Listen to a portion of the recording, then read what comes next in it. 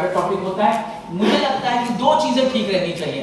एक, कैसे आपका स्वास्थ्य ठीक रहे, इसके ऊपर पूर्ण पूर्ण पूर्ण पूर्ण प्रयास करना चाहिए, क्योंकि अगर स्वास्थ्य ठीक है, दुनिया में सबसे ज्यादा कॉन्फिडेंस आता है जब आप हेल्दी रहते हैं।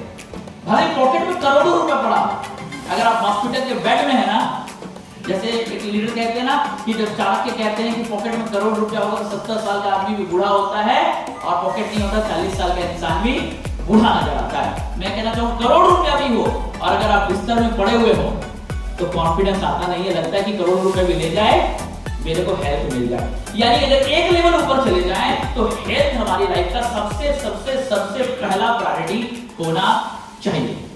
सबसे, और बीमारी किसी को बोलकर नहीं आती है कि मैं आ रही हूं, कभी भी किसी भी रूप में आ सकता है। और जिस समय में हम हैं, जिस तरह लोगों के नाम है, जिस तरह शहरों के नाम है, वैरायटी के नाम है, उनसे बढ़ चढ़कर बीमारी के नाम बनते जा रहे हैं। आए दिन एक नया बीमारी नाम सुनते आ रहा है, आए दिन एक नया बीमारी नाम सुनते आ रहा है। अभी हाल फिलहाल का एक केस है, मेरे परिचित व्यक्ति हैं और परिचित व्यक्ति अचानक से उनको गले में कफ हुआ। ये 4 दिन की बात है, गले में कफ हुआ, और गले में कफ हुआ तो पानी नहीं पी पाए, खाना नहीं खाए, शाम तक कमजोरी हुआ, लोगों ने सोचा कमजोरी हुआ। दूसरे दिन तक गर्दन के नीचे का हिस्सा काम करना बंद, हॉस्पिटल में एडमिट, डॉक्टर को अभी तक समझ में नहीं आ रहा बीमारी को। मेरा लॉजिक ये कहता है एक फंगल है जो हमारे ब्रेन को कवर कर जाता है, एक नया बीमारी है। तो बीमारी का नाम भी बढ़ते जा रहे हैं, वैरायटीज बढ़ते जा रहे हैं। सॉल्यूशन क्या है? बीमारी के ऊपर दौड़ने से केवल नहीं होगा, हमको प्री डिजीज के ऊपर भी काम करना पड़ेगा। तो मैं आपको कहना चाहूंगा, आप एक बीमारी को ठीक कर लेंगे, आप बोलेंगे मेरे पास पैसा है, मैं डायबिटीज ठीक कर लूंगा, ब्लड प्रेशर हो जाएगा, ब्लड प्रेशर ठीक करूंगा, स्टोन हो जाएगा, स्टोन ठीक करूंगा, गैस्ट्रिक हो जाएगा। बीमारी ऐसा नहीं कि भाई आपके पास 2 दोस्त आ चुका है, बाकी हम नहीं आएंगे। कई बार तो बीमारी अच्छा एक रिश्तेदार चल चुका है, बाकी सभी रिश्तेदार चलते हैं उसके घर पे। अगर डायबिटीज किसी घर पे आ गया तो उसके जितने रिश्तेदार हैं, डायबिटीज के रिश्तेदार, वो सब भी आएंगे। अगर मोटापा आ गया तो मोटापा के जितने रिश्तेदार हैं, ब्लड प्रेशर आ गया तो ब्लड प्रेशर के जितने रिश्तेदार हैं, थायराइड आ गया तो थायराइड के जितने रिश्तेदार हैं। फिर hair expert, gynaec expert, disease expert, blood expert, migraine expert, सब एक्सपर्ट आपके पास में हो जाएंगे।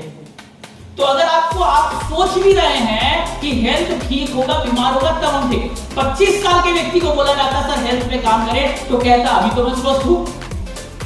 40 साल का इंसान बोलता है थोड़ा मोड़ा है, 60 साल का इंसान बोलता है काश पहले सचेत हो जाता। हेल्थ हमारे लाइफ का फर्स्ट प्रायोरिटीज होना चाहिए, और बीमार पड़ने के पहले नहीं, बाद नहीं, बीमार पड़ने के पहले नहीं, अभी से, इंतजार में नहीं, अभी से। तो हेल्थ हमारे लाइफ का सबसे बेस्ट प्रायोरिटी होनी चाहिए। हेल्थ पे हम बात कर रहे हैं। जब हेल्थ की बात करते हैं तो 3 चीजें हमारी लाइफ का सबसे बड़ा हिस्सा होता है, एयर, फूड और वाटर। पानी से होने वाली बीमारी मात्र 5% है। पानी से जो इन्फेक्शन होता है, बरसात के सीजन में आप देखिए डायरिया हो गया, मलेरिया हो गया, मच्छर से बीमारियां होती हैं। वाटर, पानी में बहुत सारे केमिकल्स होते हैं, उससे बीमारी होती है। पानी से होने वाली बीमारी मात्र 5% और क्यूरेबल है।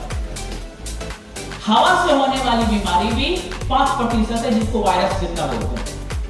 लेकिन 90% जो बीमारियां होती हैं वो फूड के वजह से होती है, और फूड के पॉल्यूशन से होने वाली बीमारी कम है, फूड की गलत हैबिट की होने वाली बीमारियां ज्यादा है। 1970 से पहले बीमारियां क्या थी? रतौंधी, कुपोषण, बेरी, मलेरिया। अब बीमारी क्या है? Alzheimer, diabetes, joint pain, heart conditions. इसको कहा जाता है लाइफ स्टाइल डिजीज, जो हमारे खाने पीने से बदल जाता है। पहले था खाने पीने की कमी से, पोषण की कमी से, बट अब गलत खान पान से होने वाली बीमारियां हैं। रतौंधी कुपोषण की बीमारी थी, पोलियो कुपोषण की बीमारी थी, लेकिन अब पोलियो नहीं है बट जॉइंट पेन।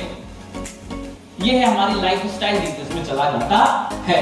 ये हो क्या रहा है? हम जो कुछ भी खाना खा रहे हैं उसका डायरेक्ट कनेक्शन हमारे सेल तक का है। हम जो कुछ भी खाना खा रहे हैं वो सेल तक पहुंचता है। आप जो कुछ भी खाते हैं, चाहे आपका रेड ब्लड सेल हो, बोल सेल हो, व्हाइट ब्लड सेल हो, सिफम सेल हो, ओवम सेल्स हो, या आपकी जो भी सेल्स है, सेल तक पहुंचता है, लेकिन हम खा कहां तक रहे हैं? केवल यहां तक। बर्गर का ब्रांड किसको पता है?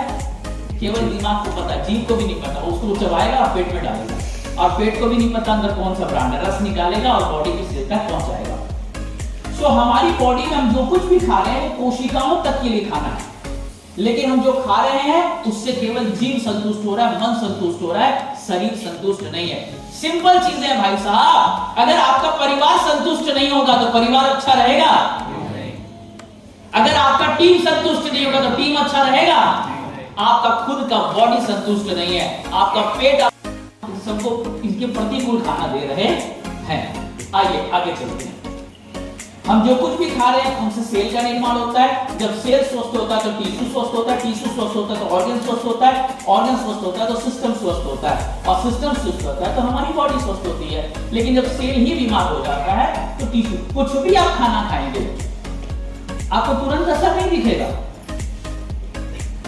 80 बिलियन सेल से हमारा शरीर बना है, न्यूरॉन्स को छोड़कर। उसके बाद जाकर के उससे टिश्यू बन रहा है, बहुत छोटे छोटे लेवल पे हो रहा है, लेकिन धीरे धीरे धीरे धीरे जाकर के एक दिन में डायबिटीज नहीं हो रहा। लेकिन आज आप जो खा रहे हैं वो डायबिटीज का कारण बना रहा है। आज आप जो कर रहे हैं वो कल का हार्ट का कारण बना रहा है। इस प्रोसेस में 10 साल, 5 साल, 6 साल, 10-15 साल लगता है। एक रात में किसी को स्टोन नहीं हो गया, एक रात में किसी की किडनी खराब नहीं हो जाती, एक रात में किसी व्यक्ति को अचानक से ब्लॉकेज 90% नहीं हो जाता। लेकिन वो प्रोसेस धीरे धीरे धीरे धीरे धीरे धीरे बढ़ रहा है, और बॉडी बहुत लास्ट टाइम में आपको अलार्म बजाती है, तब तक संभालने की कोशिश कर रही होती है। हमें कोशिश करना है अलार्म का ही टाइम आए ना। तो आइए हम आगे की बढ़ते हैं। हम जो कुछ भी कर रहे हैं वो हमारा फूड से डायरेक्ट कनेक्शन कहा जाता है। अगर आप या तो दो काम कर सकते हैं, या आप खाने को दवा के तर्ज पे लें, या तो दवा को खाने के तर्ज पे लें। अगर आप खाना को दवा के तर्ज पे लेंगे तो आपको दवा को खाने के तर्ज में लेने की जरूरत कतई नहीं पड़ेगी। और हम यही कर रहे हैं। 60 साल तक हम खाना को दवा के तर्ज पे नहीं लेते, और 60 साल के बाद हम दवा को खाने के तर्ज पे लेना पड़ता है कि सुबह आप भले कुछ मत खाना, बट डायबिटीज की मेडिसिन जरूर खा लेना, गैस्ट्रिक की मेडिसिन जरूर खा लेना, और 60 साल के बाद इंसान के बाद एक दवा की पोटली लेके घूमते रहते हैं। नेक्स्ट, बीमारियों का कारण जैसे मैंने बताया, हमारी शरीर में बैलेंस होना चाहिए। 20% एसिडिक फूड होना चाहिए, 75% हमारा अल्कलाइन फूड होना चाहिए। पानी, लोग कहते हैं सर 3 लीटर, 4 लीटर, 2 लीटर, पानी आपके बॉडी वेट का 5% ही होना चाहिए। 5% होना चाहिए टोटल हमारा खाना का लेवल ये होना चाहिए।